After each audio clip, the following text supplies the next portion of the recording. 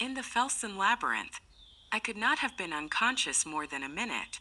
I came to myself being hustled along between two men. They had me under each arm, supporting my weight, and there was a gag in my mouth. It was pitch dark, but I gathered that we were not outside, but passing through the hotel. All round I could hear people shouting and demanding in every known language what had happened to the lights. My captors swung me down some stairs. We passed along a basement passage, then through a door and out into the open again through a glass door at the back of the hotel. In another moment we had gained the shelter of the pine trees. I had caught a glimpse of another figure in a similar plight to myself, and realized that Poirot too was a victim of this bold coup. By sheer audacity, number 4 had won the day. He had employed, I gathered, an instant aesthetic, probably ethyl chloride, breaking a small bulb of it under our noses. Then, in the confusion of the darkness, his accomplices, who had probably been guests sitting at the next table, had thrust gags in our mouths and hurried us away, taking us through the hotel to baffle pursuit.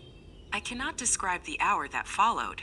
We were hurried through the woods at a breakneck pace, going uphill the whole time. At last we emerged in the open on the mountainside, and I saw just in front of us an extraordinary conglomeration of fantastic rocks and boulders. This must be the Felsenlabyrynth of which Harvey had spoken. Soon we were winding in and out of its recesses. The place was like a maze devised by some evil genie. Suddenly we stopped. An enormous rock barred our path. One of the men stooped and seemed to push on something when, without a sound, the huge mass of rock turned on itself and disclosed a small tunnel-like opening leading into the mountainside. Into this we were hurried. For some time the tunnel was narrow, but presently it widened, and before very long we came out into a wide rocky chamber lighted by electricity. There the gags were removed. At a sign from number 4, who stood facing us with mocking triumph in his face, we were searched and every article was removed from our pockets, including Poirot's little automatic pistol. A pang smote me as it was tossed down on the table. We were defeated, hopelessly defeated and outnumbered. It was the end. "Welcome to the headquarters of the Big Four, M. Hercule Poirot," said number 4 in a mocking tone. "To meet you again is an unexpected pleasure. But was it worth while returning from the grave only for this?" Poirot did not reply. I dared not look at him. "Come this way," continued number 4. "Your arrival will be somewhat of a surprise to my colleagues." He indicated a narrow doorway in the wall. We passed through and found ourselves in another chamber. At the very end of it was a table behind which 4 chairs were placed. The end chair was empty, but was draped with a mandarin's cape. On the second, smoking a cigar, sat Mr. Abe Ryland. Leaning back in the third chair, with her burning eyes and her nun's face, was Madame Olivier. Number 4 took his seat on the 4th chair. We were in the presence of the Big Four. Never before had I felt so fully the reality and the presence of Li Chong-yen as I did now when confronting his empty seat. Far away in China, he yet controlled and directed this malign organization. Madame Olivier gave a faint cry on seeing us. Ryland, more self-controlled, only shifted his cigar and raised his grizzled eyebrows. "M. Hercule Poirot," said Ryland slowly, "this is a pleasant surprise. You put it over on us all right. We thought you were good and buried. No matter, the game is up now." There was a ring as of steel in his voice.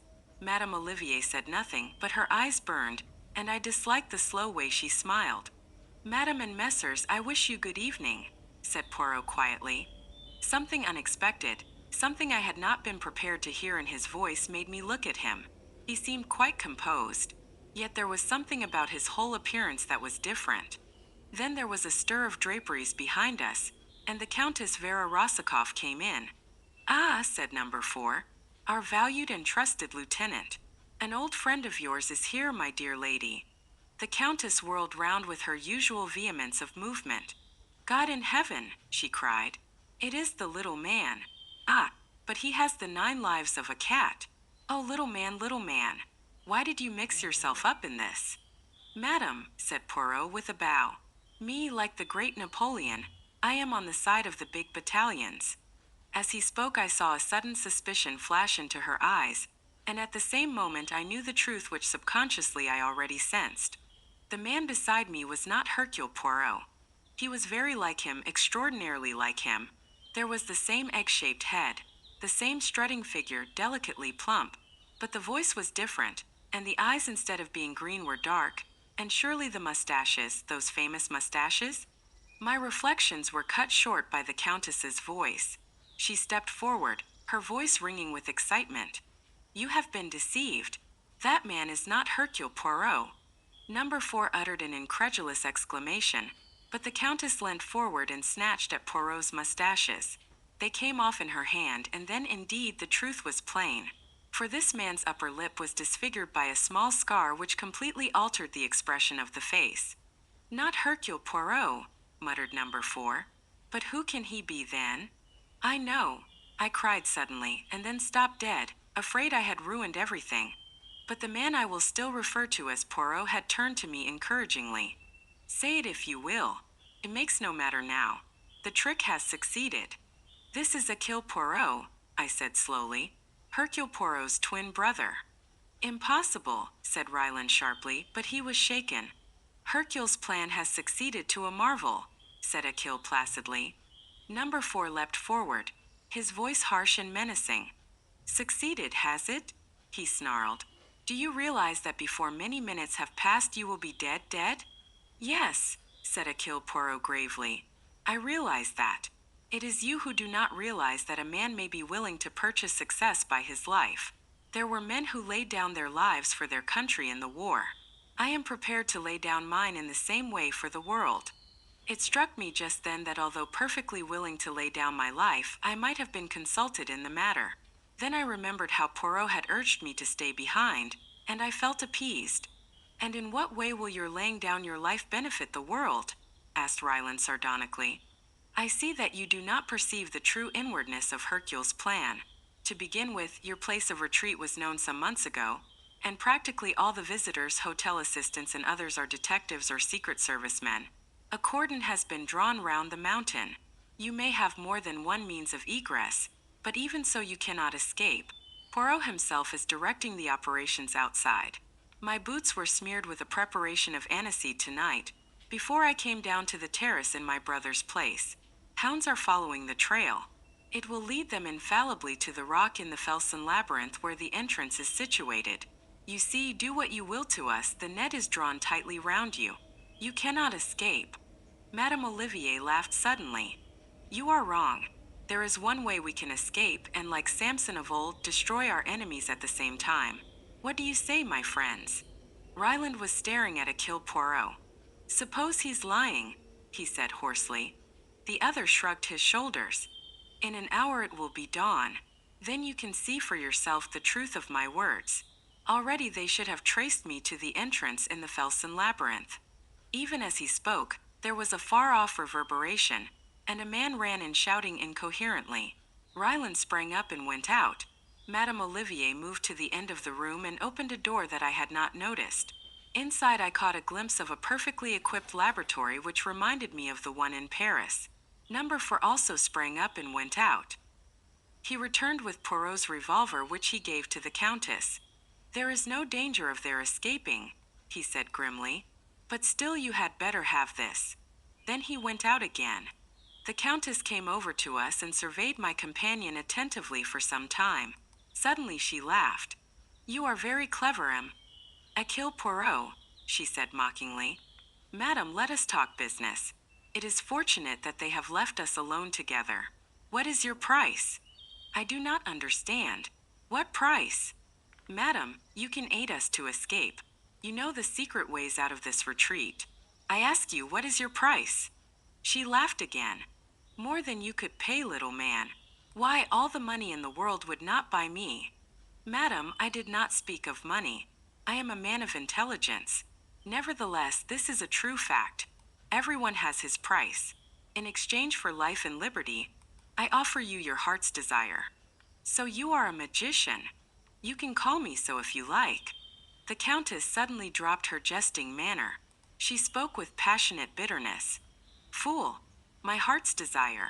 Can you give me revenge upon my enemies? Can you give me back youth and beauty and a gay heart?